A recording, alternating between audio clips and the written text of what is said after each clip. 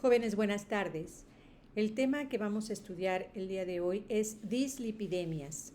En este pequeño video daremos una introducción a este tema de gran importancia para todos nosotros.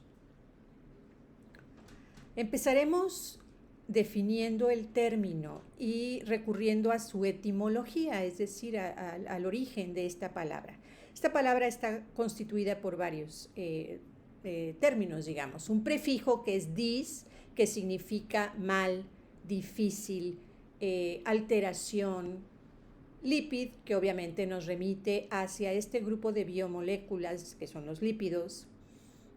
Hemia, que hace referencia a la sangre. Todo lo que termine en hemia me va a hacer pensar en sangre. Y el sufijo ia, que significa cualidad. Si nosotros unimos todos estos elementos, podemos definir el término dislipidemia sencillamente como alteración de los lípidos en la sangre. Obviamente alteración de su composición o de su concentración. ¿Por qué es importante estudiar las dislipidemias? Primeramente, dando respuesta a esta pregunta, diremos que las enfermedades cardiovasculares constituyen un grupo de desórdenes que afectan al corazón y a los vasos sanguíneos, como pueden ustedes ver aquí, al corazón y a los vasos sanguíneos. Estas enfermedades se presentan principalmente como consecuencia de ¿qué? Una consecuencia de una obstrucción, como pueden observar aquí, como pueden observar acá, de estos vasos sanguíneos. Es recordar que ellos irrigan diversos órganos de tal manera que al estar obstruidos, pues se impide el flujo normal a esos órganos. Estos depósitos de lípidos que pueden observar en las paredes internas de los vasos, pues son la causa más frecuente de obstrucción, reduciendo de esta manera el diámetro de los vasos sanguíneos y no tan solamente el diámetro, sino su flexibilidad. Entonces, esta obstrucción y este endurecimiento de los vasos sanguíneos, de las arterias específicamente, se va a conocer como arterioesclerosis. ¿Por qué son importantes estas enfermedades? Estudiar estas enfermedades, pues sencillamente porque constituyen la primera causa de muerte en el mundo, jóvenes, en el mundo. En el año 2016, las enfermedades cardiovasculares provocaron 17.9 millones de fallecimientos a nivel mundial. Y se espera que para el 2030 la mortalidad por estas enfermedades sea de 22.2 millones. Observen, de acuerdo a la OMS, reporte en el 2016, primera causa de muerte en el mundo, enfermedades del corazón.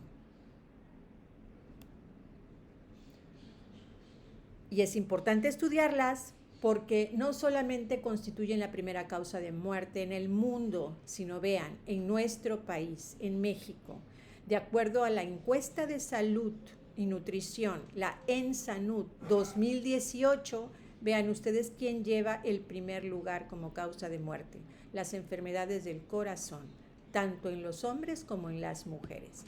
149.368 muertes se debieron a enfermedades del corazón. Le siguen la diabetes mellitus en segundo lugar y tumores malignos en tercer lugar, pero en primer lugar son enfermedades cardiovasculares, enfermedades del corazón y de los vasos sanguíneos. Lo anterior fue, como les comento, de el INEGI y también en la Secretaría de Salud tenemos reportada como primera causa de muerte en nuestro país a las enfermedades del corazón. Nuevamente, las enfermedades del corazón, reportado en el 2018. Y eso lo hemos venido viendo desde años atrás. Es decir, que en el año 2016 también se reportaba como primera causa de muerte a las enfermedades cardíacas. Todo esto hace que sea muy importante estudiarlas y sobre todo que sea muy importante controlar los factores de riesgo de estas enfermedades. ¿Qué debemos entender como factor de riesgo de enfermedades cardiovasculares? Pues bueno, la probabilidad de padecer una enfermedad de este tipo generalmente de 5 a 10 años. Los factores de riesgo cardiovasculares podemos dividirlos, podemos clasificarlos en dos grupos. Los factores de riesgo modificables y los factores de riesgo no modificables. Entre los no modificables encontramos la edad, el sexo, la raza, entre otros. Eso imposible de modificar.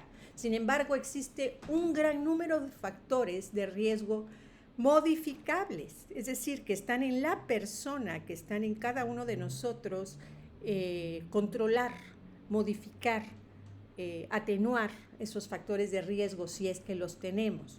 Por ejemplo, algunos hábitos, algunas conductas como el tabaquismo, como el sedentarismo, definitivamente son responsabilidad de nosotros y constituyen factores de riesgo para estas enfermedades. La hipertensión, enfermedades crónicas como la diabetes mellitus, que aunque bien es cierto, una persona que es diabética ya será diabética por toda su vida, sí es posible controlar esta enfermedad, ¿verdad? Mantener los niveles de glucosa dentro de ciertos parámetros, entonces es controlable. La obesidad también es un factor de riesgo cardiovascular controlable. Y vean, el motivo de nuestro estudio, las dislipidemias también, los lípidos, alteraciones en los lípidos también podemos modificarlo. Bueno, un esquema más en donde se presentan los factores de riesgo modificables, como ya mencionamos, diabetes, dislipidemias, obesidad y hablando de la obesidad de manera específica, la obesidad abdominal está más relacionada con este tipo de enfermedades, la hipertensión arterial, el hiperinsulinismo, sedentarismo, tabaquismo, etc. Entonces,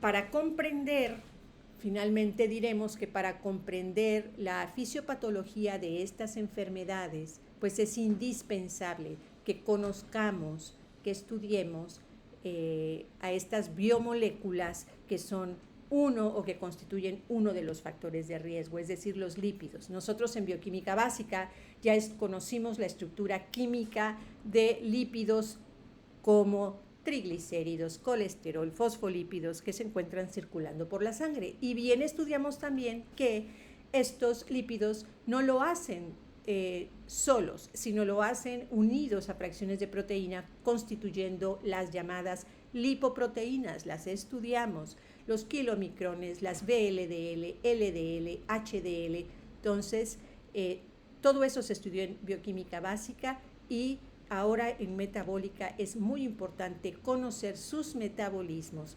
Todo ello con el objetivo de tener más clara uno de los factores de estas enfermedades, factores de riesgo para estas enfermedades y sobre todo para contribuir a su disminución.